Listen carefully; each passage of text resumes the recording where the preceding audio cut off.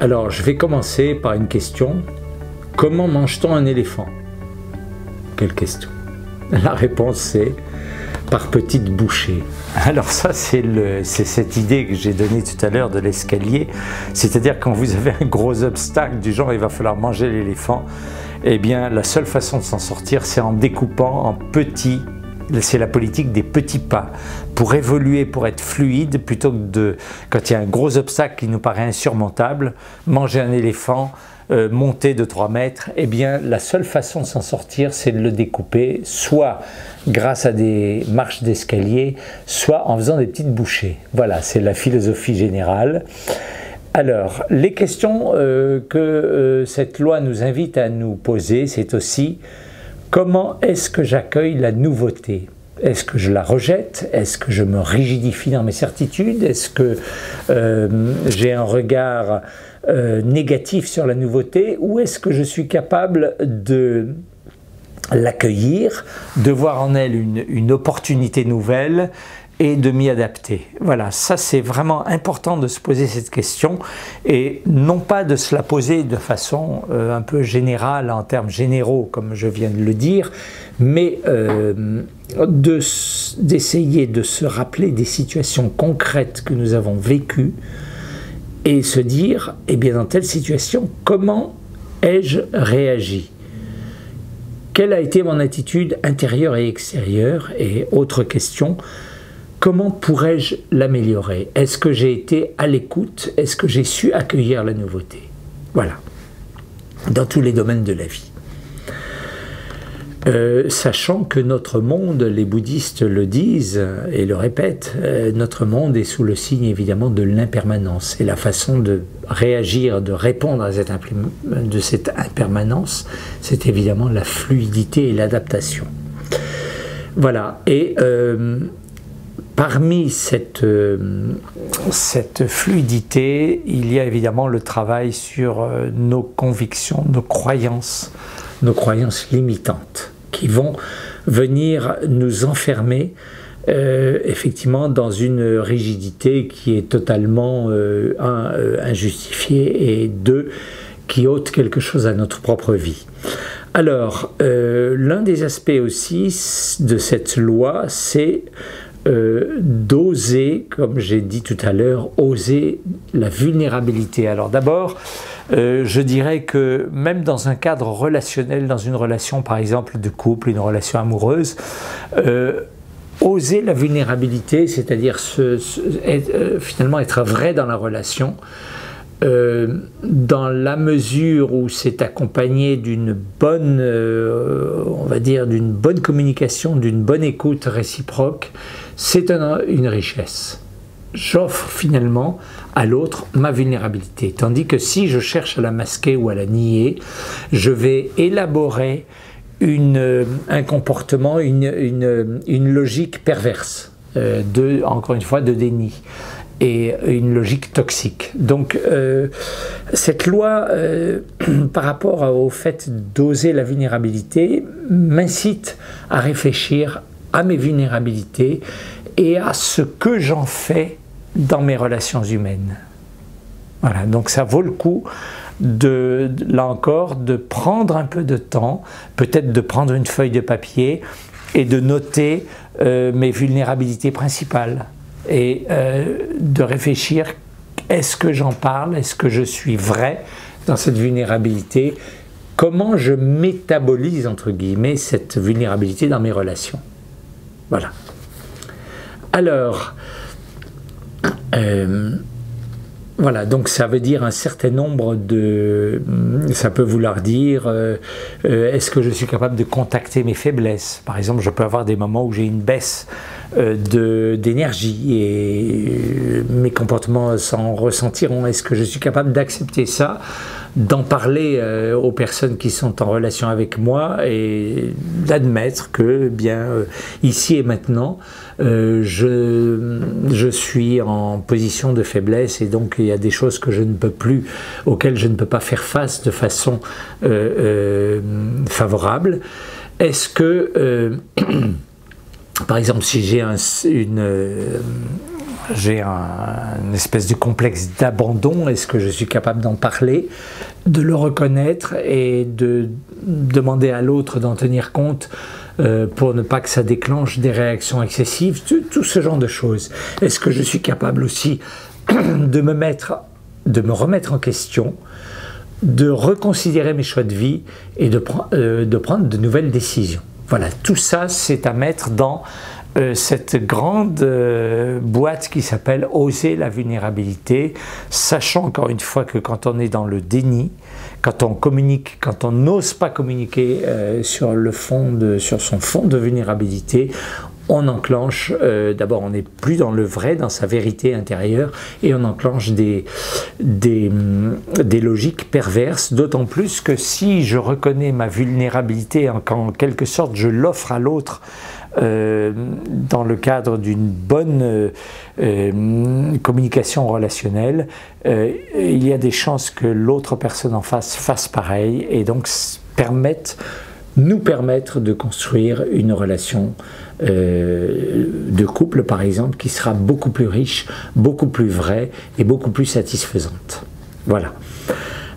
Alors, un petit conseil aussi qui me fait penser à ce qu'on appelle la lecture du corps, lecture corporelle, c'est que parfois pour développer la souplesse mentale, le fait de développer la souplesse corporelle aide. Alors, pour développer la souplesse corporelle, il y a évidemment tous les exercices de yoga qui portent là-dessus, la souplesse des articulations, mais il y a aussi quelque chose que chacun d'entre nous peut faire, avec ou sans musique. Vous pouvez mettre une musique entraînante et puis l'accompagner de gestes, et vous faites tous les gestes les plus fous.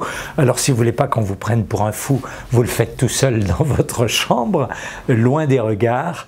Mais vous faites jouer votre corps, vous donnez de la souplesse à votre corps, et vous verrez après que dans les relations corps-esprit, eh bien après vous aurez acquis une plus grande souplesse mentale. Voilà, donc ça c'est un des moyens qui est très agréable, parce que faire jouer les mouvements de votre corps un peu dans tous les sens, d'une part c'est très bon pour les articulations, et d'autre part si vous le faites avec de la musique, en rythme et en créativité, c'est de toute façon très agréable. Voilà, donc ça c'est un moyen.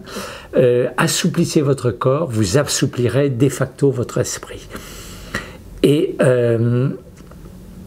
par exemple, vous pouvez faire ça, si on est dans un contexte d'un couple, vous pouvez faire ça avec votre partenaire de couple, donc vous le faites à deux, et ça vous permet de rajouter quelque chose, c'est le partage des ressentis. Vous faites par exemple 20 minutes sur une danse, chacun danse à sa manière, et une fois que c'est fini, vous vous asseyez l'un en face de l'autre, et puis chacun, à tour de rôle, va librement partager avec l'autre ce qu'il a ressenti, ce qui s'est passé en lui, et tout ça. C'est un excellent petit exercice de lien au sein d'une relation.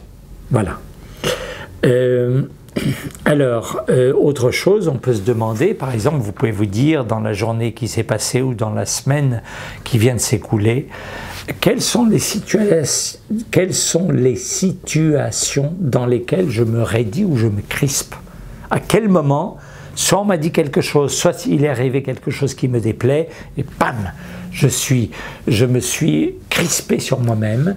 Dans quelles circonstances? Alors, c'est important de se poser cette question, encore une fois, en partant de faits vécus, de faits concrets, et d'essayer de trouver 3 à 5 situations dans lesquelles je me suis crispé, et essayer de voir si ces situations ont des éléments communs, parce que ça va me dire quelque chose sur moi-même.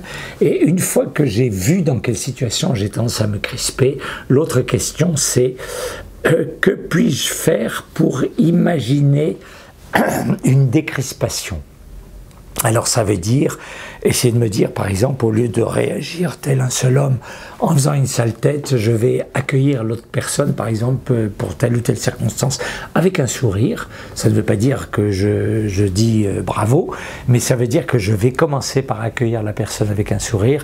Elle a par exemple agi d'une façon qui m'a déplu, mais je commence par la saluer, l'honorer, et après, d'une façon dépassionnée, je vais lui dire du genre cette attitude m'a fait du mal et ceci et cela. C'est-à-dire partir sur une autre façon de gérer le relationnel.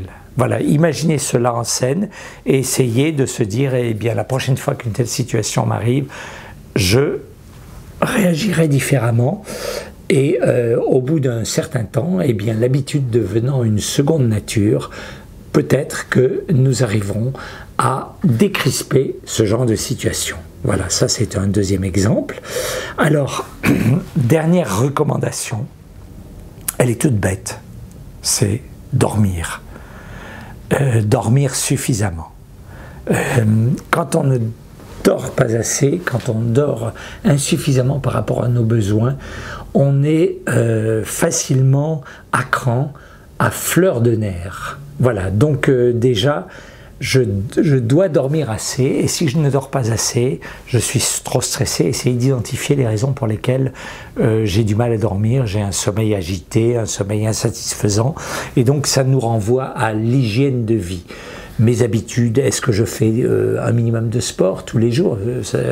On sait combien un sport régulier est important, y compris pour la longévité. Alors ça peut être une demi-heure de marche soutenue par jour, ça peut être, c'est pas la peine de devenir un champion sportif, mais un sport régulier et je dirais quand même avec une certaine vigueur pendant un certain temps.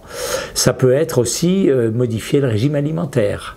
Peut-être manger moins le repas du soir et un peu plus au petit déjeuner ou le repas de midi. Ça peut être éviter trop de sucreries, éviter les graisses saturées et ainsi de suite. Manger plus de fibres, d'aliments à fibres. On dit bien 5 fruits et légumes par jour. C'est ce genre de réforme et il existe des informations très intéressantes, soit des livres, soit sur Internet. Donc l'information existe pour ça.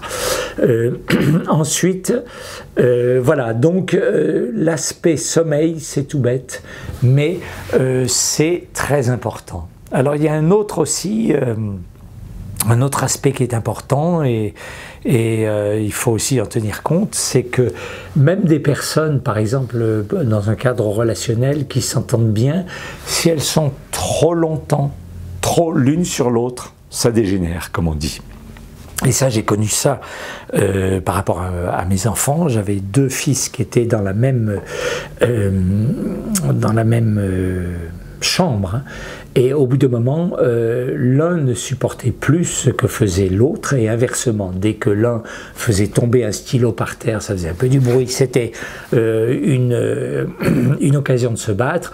Dès que l'un, au moment où il s'endormait, avait un petit ronflement, on va dire, c'était une catastrophe. Et donc la relation était épouvantable, et on le sait aussi pour les cosmonautes qui vivent dans un milieu très réduit. On le sait aussi pour le personnel des sous-marins, par exemple sous-marins atomiques. Et donc cet aspect-là est aussi important, c'est-à-dire il faut tenir compte, et c'est humain, une relation trop soutenue tout le temps, ce n'est pas humainement tolérable, et on finit par ne plus pouvoir tolérer l'autre, justement. Et donc parfois la solution toute bête, c'est tout simplement de mettre un peu de distance dans les relations. Et ça veut dire aussi, par exemple dans une relation de couple, que chacun doit garder un petit espace qui est son jardin secret et qu'il n'y ait pas une codépendance. Voilà, c'est important. Chacun d'entre nous a besoin d'un espace vital minimum. Et donc même dans une relation qui est excellente, qui est relativement fusionnelle et tout ça, elle ne doit pas être totalement fusionnelle, sinon c'est la recette de l'échec à terme. Voilà, c'est aussi un aspect important.